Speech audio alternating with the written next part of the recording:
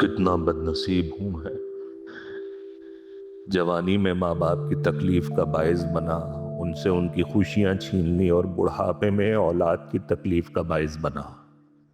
अरीशा से उसका घर छीन लिया, सुफियान से उसकी मोहब्बत छीन ली। शायद शायरी ठीक कहती है, मैं इसलिए आज इस हाल में हूं। आज एहसास हो रहा है इंसान की बेबसी उसकी बीमारी नहीं होती, बल्कि अपने आंखों से अपने बच्चों की तबाही देखना और कुछ ना कर पाना सबसे बड़ी कमजोरी होती है। मैं आ जाऊं?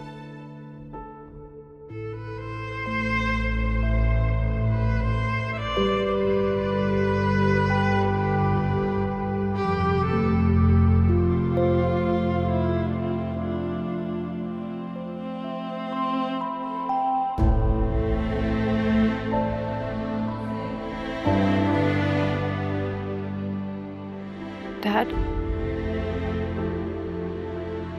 आप भी क्या सोचते होंगे कि मैं कितनी बुरी हूं।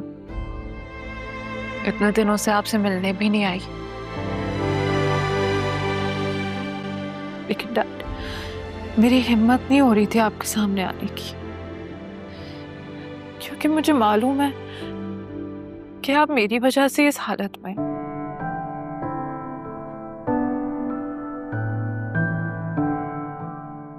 नहीं डैड, मुझे बोलने दे प्लीज, मेरा गिल्ट निकलने दे, वरना मैं मर जाऊंगी।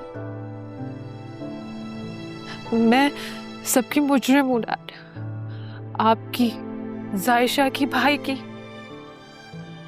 मैं पहले बोलती थी तो भाई की और जायशा की भी जिंदगी बर्बाद नहीं होती, वो कभी अलग नहीं होते, और आप भी इस हालत में नहीं होते डैड।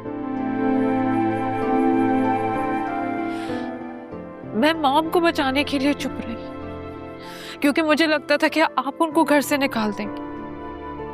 मैं कितनी बुरी हूं डैड, मैं कितनी सेल्फिश हूं। जब मॉम भाई और जायशा के साथ ये ज्यादती करी थी तो मैंने नहीं बताया, लेकिन जब मॉम ने मेरे घर पे वार किया तो मैं फट पड़ी और मैंने आपको सब बता दिया, और आपकी ये हालत हो गई। डैड, आप ठीक कहते थे, माँ का पढ़ा लिखा नहीं, तरबियत याफ्ता होना जरूरी है।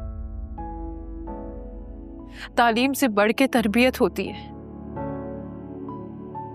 मैं और अरसलान सेल्फिश इसीलिए ही है क्योंकि हम लोग एक सेल्फिश माँ की गोद में पले हैं। डैड, आप ही हमारी ढाल है, आप प्लीज ठीक हो जाए।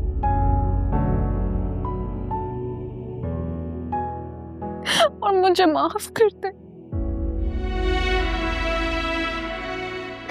मुझे माफ कर दे। तुम मुझे माफ कर दो मेरे बच्चों, मैं तुम्हारी माँ से तुम्हें नहीं बचा सका।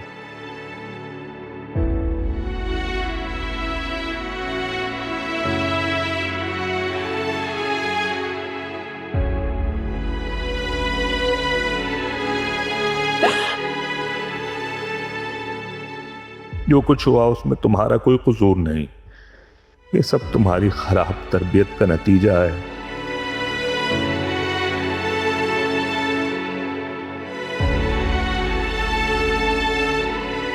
ऐसी माँ जिसे औलाद के किरदार से ज्यादा दौलत की परवाह हो,